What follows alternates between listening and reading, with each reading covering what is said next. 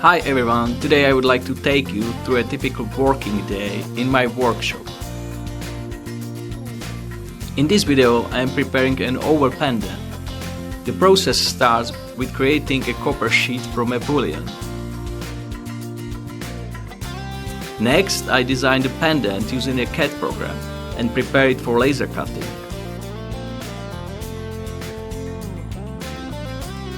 After cutting, I refine the edges and remove any imperfections using a sanding blasting machine to achieve a uniform surface.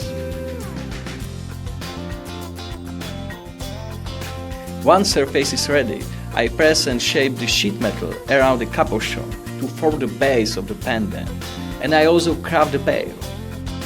With these steps done, the piece is ready for the next day when I'll solder and complete the final touches. And that's a glimpse into a day in my workshop. Thanks for watching and see you next time.